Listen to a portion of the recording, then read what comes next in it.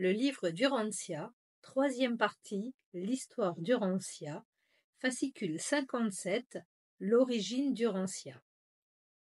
En offrant, pour les Annales d'Urantia, des extraits des archives de Jérusalem concernant les antécédents et l'histoire primitive de cette planète, nous avons été invités à évaluer le temps en termes d'usage courant. Selon le calendrier actuellement utilisé de 365 jours un quart et comportant des années bissextiles.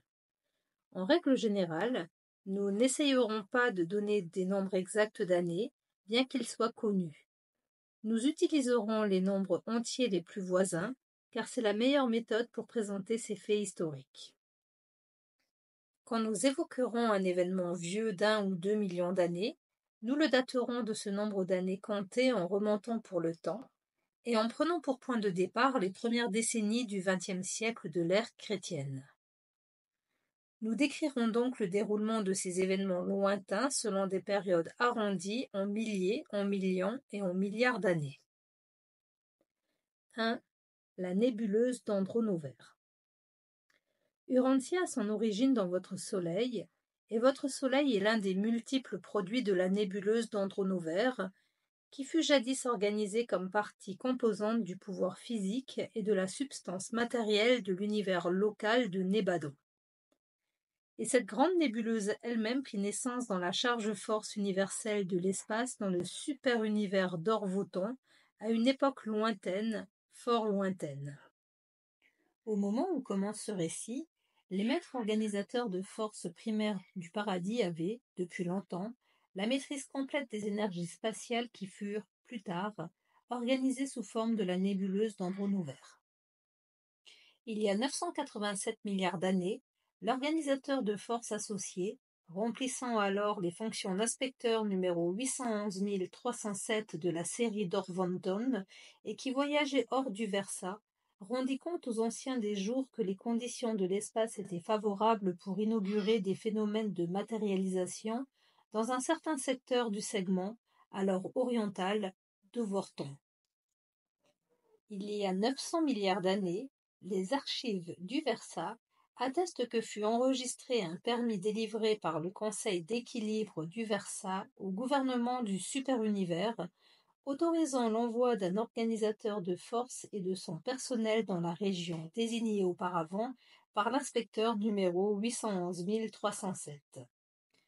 Les autorités d'Ovorton chargèrent le premier explorateur de cet univers potentiel d'exécuter le mandat des anciens des jours prévoyant l'organisation d'une nouvelle création matérielle.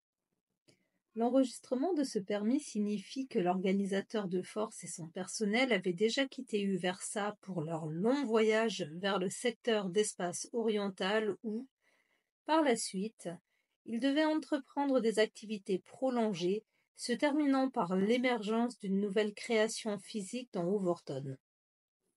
Il y a 875 milliards d'années, la formation de l'énorme nébuleuse d'Andronover, numéro 876 926, fut dûment entreprise. Seule la présence de l'organisateur de force et de son personnel de liaison était nécessaire pour déclencher le tourbillon d'énergie qui devait finalement se transformer en ce vaste cyclone spatial.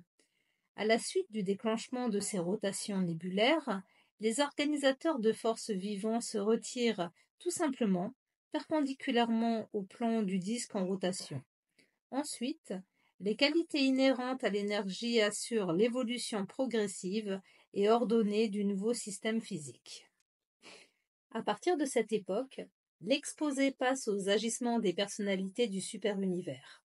En réalité, c'est alors que se situe le véritable commencement de l'histoire, à peu près exactement au moment où les organisateurs de forces du paradis s'apprêtent à se retirer après avoir préparé les conditions de l'énergie spatiale pour l'activité des directeurs de pouvoir et des contrôleurs physiques du super-univers d'Ovorton.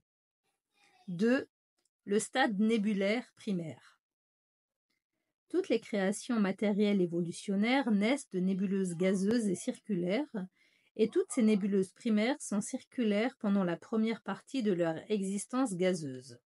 À mesure qu'elles vieillissent, elles deviennent généralement spirales et, Quand leur fonction de formatrice de soleil a terminé son cours, elles prennent souvent la forme finale d'amas d'étoiles ou d'énormes soleils entourés d'un nombre variable de planètes, de satellites et de formations matérielles moindres, ressemblant sous bien des rapports à votre propre minuscule système solaire. Il y a 800 milliards d'années, la création d'Andronover avait bien pris corps. Elle apparaissait comme l'une des magnifiques nébuleuses primaires d'Orvorton. Quand les astronomes des univers voisins observèrent ce phénomène de l'espace, ils y virent très peu de choses susceptibles d'attirer leur attention. Les estimations de gravité faites dans les créations adjacentes indiquaient que des matérialisations spatiales avaient lieu dans la région d'Andronover, mais c'était tout.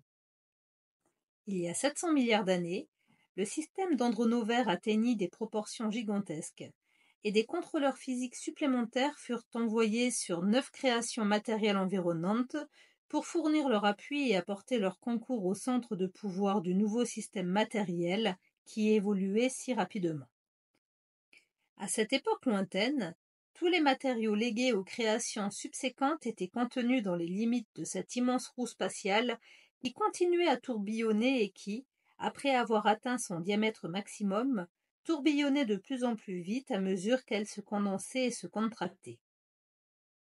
Il y a 600 milliards d'années, l'apogée de la période de mobilisation d'énergie d'Andronover fut atteint. La nébuleuse avait acquis son maximum de masse. À ce moment-là, elle était un gigantesque nuage de gaz circulaire d'une forme assez analogue à celle d'un sphéroïde aplati. Ce fut la période initiale de formation différentielle de masse et de variation de vitesse de rotation. La gravité et d'autres influences allaient commencer leur œuvre de conversion des gaz de l'espace en matière organisée. 3. Le stade nébulaire secondaire. L'énorme nébuleuse commença alors à prendre peu à peu la forme spirale et à devenir nettement visible pour les astronomes des univers même lointains. C'est l'histoire naturelle de la plupart des nébuleuses. Avant qu'elles ne commencent à projeter des soleils et n'entreprennent leur tâche de formation d'univers, ces nébuleuses spatiales secondaires sont généralement observées sous l'aspect de phénomènes spiraux. À peu près au moment où le maximum de masse fut atteint, le contrôle de gravité du contenu gazeux commença à faiblir. Il s'ensuivit une phase d'échappement des gaz. Les gaz jaillissent sous forme de 2 bras gigantesques et distincts qui partirent de 2 côtés opposés de la masse mère. La rotation rapide de l'énorme noyau central donna bientôt un aspect spiral aux 2 courants de gaz jaillissants. Le refroidissement et la condensation subséquente de portions de ces bras saillants leur donnèrent finalement leur aspect noueux. Ces portions plus denses étaient de vastes systèmes et sous-systèmes de matière physique tourbillonnant dans l'espace au milieu du nuage gazeux de la nébuleuse, tout en restant fermement maintenus sous l'emprise gravitationnelle de la roue mère. Mais la nébuleuse avait commencé à se contracter, et l'accroissement de sa vitesse de rotation réduisit encore le contrôle de la gravité. Peu à peu, les régions gazeuses extérieures commencèrent effectivement à échapper à l'emprise immédiate du noyau nébulaire, sortant dans l'espace suivant des circuits de contours irréguliers, revenant aux régions nucléaires pour boucler leurs circuits, et ainsi de suite. Mais ce n'était qu'une phase temporaire de la progression nébulaire. La vitesse toujours croissante du tourbillon devait bientôt lancer dans l'espace d'énormes soleils sur des circuits indépendants. C'est ce qui se produisit pour Andronover dans des âges extrêmement lointains.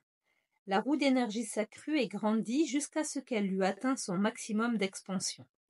Alors, quand la contraction survint, elle tourbillonna de plus en plus vite jusqu'au moment où la phase centrifuge critique fut atteinte et où la grande dislocation commença.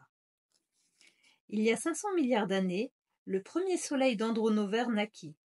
Ce rayon flamboyant échappa à l'emprise de la gravité maternelle et, une fois séparé, se lança dans l'espace vers une aventure indépendante dans le cosmos de la création. Son orbite fut déterminée par son chemin de fuite. Les jeunes soleils de ce type deviennent rapidement sphériques et commencent leur longue carrière mouvementée d'étoiles de l'espace. À l'exception des noyaux nébulaires terminants, la grande majorité des soleils d'Orvorton naquit d'une façon semblable. Ces soleils éjectés passent par diverses périodes d'évolution et de service universel subséquents. Il y a 400 milliards d'années, la nébuleuse d'Andronover entra dans sa période de récaptation. Beaucoup de petits soleils proches furent recaptés à la suite de l'agrandissement progressif suivi d'une nouvelle condensation du noyau mère. Bientôt fut inaugurée la base terminale de condensation nébulaire, période qui précède toujours le fractionnement final de ces immenses agrégats spatiaux d'énergie et de matière. À peine 1 million d'années après cette époque, Michael de Nébadon, un fils créateur du paradis, choisit cette nébuleuse en désintégration pour cadre de son aventure dans la construction d'un univers. Presque immédiatement commença la création des mondes architecturaux de Salvington et des groupes planétaires, sièges de 100 constellations. Il fallut presque 1 million d'années pour achever ces amas de mondes spécialement créés. Les planètes sièges des systèmes locaux furent construites au cours d'un laps de temps s'étendant de cette époque jusqu'à il y a 100 milliards d'années environ. Il y a 300 milliards d'années, les circuits solaires d'Andronover étaient bien établis et le système nébulaire passait par une période transitoire de stabilité physique relative. À peu près à cette époque, l'état-major de Michael arriva sur Salvington et le gouvernement d'Uversa, capitale d'Overton, reconnut officiellement l'existence physique de l'univers local de Nébadon. Il y a 200 milliards d'années, la contraction et la condensation d'Andronover progressèrent avec un énorme engendrement de chaleur dans son amas central, ou masse nucléaire. Il apparut de l'espace relatif même les régions voisines de la roue centrale du Soleil-mère. Les régions extérieures devenaient plus stables et mieux organisées. Quelques planètes tournant autour des soleils nouveau-nés s'étaient suffisamment refroidies pour convenir à l'implantation de la vie. Les plus anciennes planètes habitées de Nébadon datent de cette époque. Maintenant, le mécanisme universel parachevé de Nébadon commence à fonctionner pour la première fois, et la création de Michael est enregistrée sur Uversa en tant qu'univers d'habitation et d'ascension progressive de mortels. Il y a 100 milliards d'années, la tension de condensation parvient à son apogée sous sa phase nébulaire. Le point maximum de tension calorifique était atteint. Ce stade critique de la lutte entre la chaleur et la gravité dure parfois pendant des âges, mais, tôt ou tard, la chaleur gagne la bataille sur la gravité et la période spectaculaire de la dispersion des soleils commence. Cela marque la fin de la carrière secondaire d'une nébuleuse de l'espace. 4. Les stades tertiaires et quaternaires. Le stade primaire d'une nébuleuse est circulaire. Le secondaire est spiral. Le stade tertiaire est celui de la première dispersion des soleils, tandis que le quaternaire comprend le second et le dernier cycle de dispersion solaire au cours duquel le noyau mère finit soit comme amas globulaire, soit comme un soleil solitaire fonctionnant comme centre d'un système solaire terminal. Il y a 75 milliards d'années, Andronover avait atteint l'apogée de son stade de famille solaire. Ce fut le point culminant de la première période de perte de soleil. Depuis lors, la plupart de ces soleils sont eux-mêmes entrés en possession de systèmes étendus de planètes, de satellites, d'îles obscures, de comètes, de météores et de nuages de poussière cosmique. Il y a 50 milliards d'années, la première période de dispersion solaire était achevée.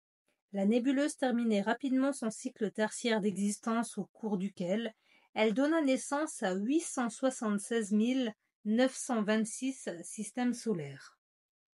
L'époque d'il y a 25 milliards d'années fut témoin de l'achèvement du cycle tertiaire de la vie nébulaire et amena l'organisation et la stabilisation relative des immenses systèmes stellaires dérivés de la nébuleuse ancestrale.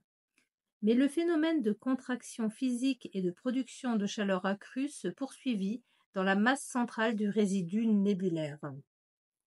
Il y a 10 milliards d'années commença le cycle quaternaire d'Andronover. Le maximum de température de la masse nucléaire avait été atteint. Le point critique de condensation approchait.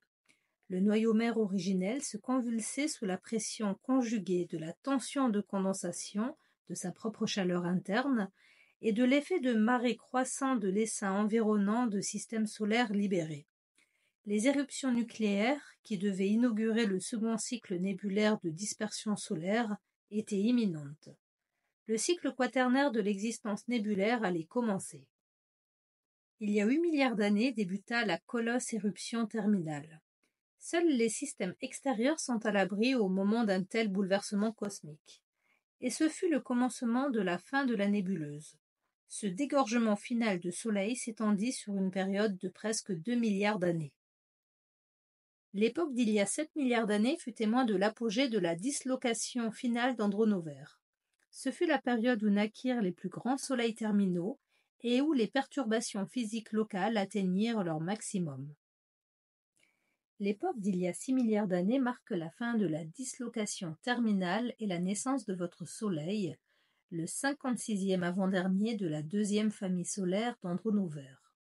L'éruption finale du noyau nébulaire engendra 136 702 soleils, la plupart d'entre eux étant des globes solitaires. Le nombre total de soleils et de systèmes solaires issus de la nébuleuse d'Andronover fut de 1 013 628. Le soleil de votre système solaire porte le numéro 1 013 572. Désormais, la grande nébuleuse d'Andronover n'existe plus, mais elle vit toujours dans les nombreux soleils et les familles planétaires qui ont leur origine dans ce nuage-mer de l'espace. Le dernier résidu nucléaire de cette magnifique nébuleuse brûle encore avec une lueur rougeâtre et continue à répandre une lumière et une chaleur modérée sur sa famille planétaire résiduaire de 165 mondes, qui tourne maintenant autour de cette vénérable mer de deux puissantes générations de monarques de lumière.